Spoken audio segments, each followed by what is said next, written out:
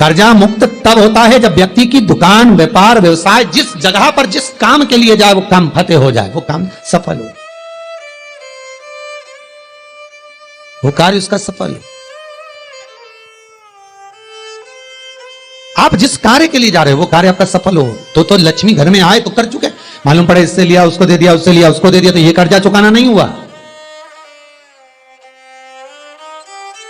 कि आपके घर में यदि गोबर का कंडा जलाकर, गाय के गोबर को, सूखे हुए कंडे को जलाकर अगर आहुति छूट रही है, कंडा भी नहीं जलाया, गैस पर भी बनाए हुए भोजन की 5 साकल्य छूट रही है, वो भी नहीं करा, भगवान के सामने कुछ धूप रखकर आप 5 साकल्य अन्न की छोड़ रहे हो, घर में जो भोजन बन रहा है, जो आप अग्नि में अगर दे रहे हो, तो उसका भाग ये रहता है कि उस घर में कभी हार्ट अटैक नहीं हो सकता। यजुर्वेद कहता है, हमारे शास्त्र कहते हैं, स्कंद पुराण, शिव महापुराण की कथा कहती है, अग्नि पुराण कहती है कि अग्नि की 7 जिह्वा में से एक जिह्वा ऐसी है जो रोग को हर लेती है, भारी जो बीमारी है वो उसका हरण कर ले। बस आज के समय में लोग ये कलर बेकार ना हो जाए, जो सीलिंग लगाई है वो बेकार ना हो जाए, इसका कलर खराब ना हो जाए, सोफे का कवर खराब ना हो जाए, कहीं ये धुआं ना लग जाए, इतनी आंखों में चुभेगा। अरे भाई, या तो उसे बचा लो या स्वयं को बचा लो, या तो स्वयं को बचाओ या फिर घर परिवार में जो रौनक है, डेंटिंग पेंटिंग है, उसको बचा लो। अग्नि देवता कहते हैं मेरी 7 जिह्वा है, पहले नंबर की है मेरी काली, जो भोजन को लेकर प्रेतों को देती है। हम जब आहुति छोड़ते हैं यज्ञ में, हमने जो आहुति प्रदान करी वो 7 भाग में बट गई, और उसका फल क्या क्या है ये अग्नि पुराण कह रही है, उसका फल क्या क्या है ये स्कंद पुराण कह रही है, उसका फल क्या क्या है ये शिव महापुराण कह रही है। हमने जब आहुति दी, बस हमने हाथ में लेकर स्वाहा बोला, और बोलते से उस आहुति के 7 भाग हो गए महाराज। भले हमने वो इंद्र को दियो, ओम इंद्राय स्वाहा, ओम प्रजापते स्वाहा, ओम अग्नि स्वाहा, भले हमने एक देवता का नाम लेकर दिया, पर उसके 7 टुकड़े हो गए। पहला 7 जिह्वा अलग अलग भाग को अलग अलग जगह पहुंचा रही है। पहले नंबर पर अग्निदेव की जिह्वा का नाम है काली, वो काली जो भोजन देती है वो प्रेतों को देती है हमारा। दूसरे नंबर पर है कराली।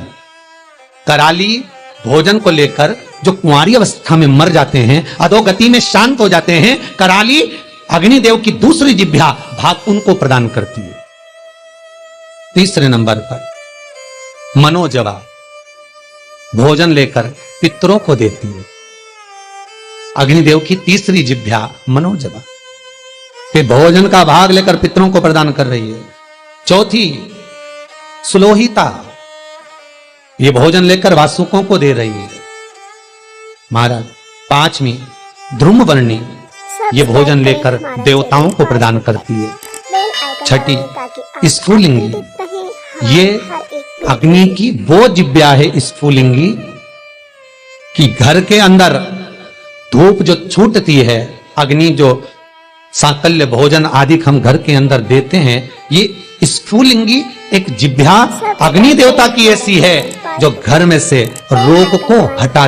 फिर निवेदन करूंगा, हार्ट अटैक की बीमारी को हटाना है तो घर में 7, 5, 3, 2, 1 तुम्हारी मर्जी पड़े उतने जो घर में भोजन बने वो अग्नि देवता को जिमाना है। थोड़ा सा धुआं जरूर होगा, धूप लगेगी तो धुआं तो होगा, पर बड़ी बीमारी घर में प्रवेश नहीं करती। क्यों? अग्निदेव की 6ठी जिह्वा स्फुलिंगी रोग, बड़े से बड़े रोग को, यहां तक शास्त्र, आप पहले का इतिहास उठाकर देखिए, पहले के समय में अटैक की बीमारी नहीं होती थी, हार्ट अटैक नहीं होता था, शुगर नहीं होती थी, ये ब्लड प्रेशर नहीं होता था। आज के समय में सारी बीमारियां हो गई। क्यों? क्योंकि घर तो बड़ा बन गया, बंगला भी बड़ा बन गया, ऐश्वर्य राम की वस्तुएं भी बहुत हो गई, पर घर में जो प्रतिदिन 5 आहुतियां पूर्व के समय के लोग दिया करते थे, घर में 5 आहुतियां जो चूल्हे में छूटती थी वो आहुतियां बंद हो गई। उसका स्मरण फिर प्रारंभ हो, जगत का फिर कल्याण।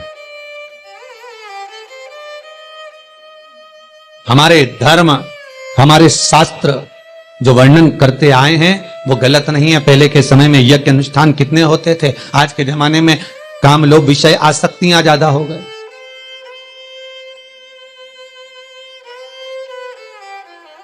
6ठे नंबर की अग्नि देवता की जिह्वा का नाम है स्फुलिंगी, और अग्निदेव की ये छठी जिब्या स्फुलिंगी ये बीमारी का हरण कर लेती है, ये रोग का हरण कर लेती है।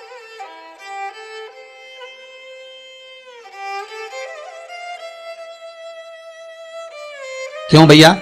वो दिल्ली का हॉस्पिटल जहां पर महामृत्युंजय मंत्र पर रिसर्च चल रहा है, वेंटिलेटर पर पड़े हुए 10 व्यक्ति के घर वालों को बुलाकर कहा गया कि इन 10 का संकल्प छोड़ो महामृत्युंजय पाठ का। उसके पास में जो 10 वेंटिलेटर पर पड़े उनके लिए कोई महामृत्युंजय नहीं। देखा यह जा रहा है कि इन 10 पर महामृत्युंजय के अनुष्ठान का कितना फल मिल रहा है, और जो 10 वेंटिलेटर पर पड़े हैं उसका क्या फल है। वहां के डॉक्टरों जब रिसर्च करते हैं, अखबारों में भी आया, फेसबुक यूट्यूब पर भी डला हुआ है, जब उन्होंने हॉस्पिटल का नाम तक डला हुआ है, जब अखबारों में आया, देखो असर क्या देखने को मिला।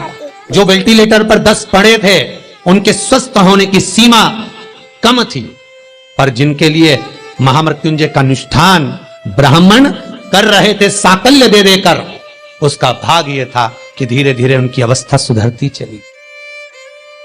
फिर निवेदन करूंगा, अकाल मृत्यु वो मरे जो काम करे चंडाल का, काल उसका क्या बिगाड़े जो भक्त हो महाकाल का। आपकी चित्त वृत्ति में अगर शिव है, आपकी चित्त वृत्ति में अगर शंकर है, आपके मन में अगर शंकर समाया हुआ है, बाल बाग का नहीं हो सकता। अग्नि देवता की 6 नंबर की जिब्या है स्फुलिंगी, जो रोग को, बीमारी को समाप्त कर देती है। यज्ञ अनुष्ठान से, आहुतियों से रोग बीमारी समाप्त होती, समाप्त। 7वें नंबर की अग्निदेव की जिब्या है विश्व रुचि।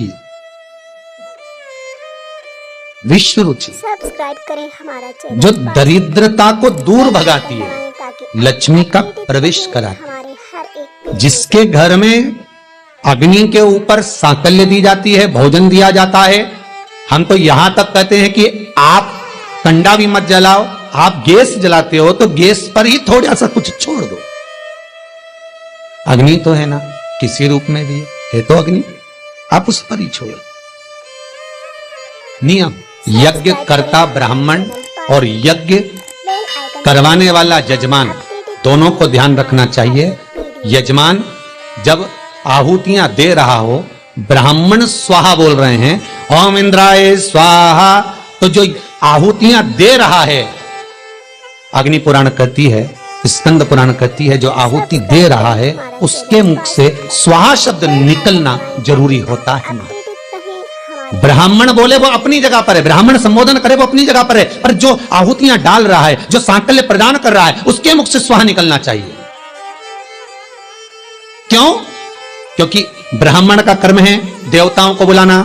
उसने बोला ओम इंद्राय स्वाहा, इंद्राय सामने भाग लेने के लिए। अब यजमान का मन होना चाहिए खिलाने का, यजमान का मन होना चाहिए देने का। तो यजमान जब स्वाहा बोलेगा तब वो इंद्रदेव उस पदार्थ को ग्रहण करेगा।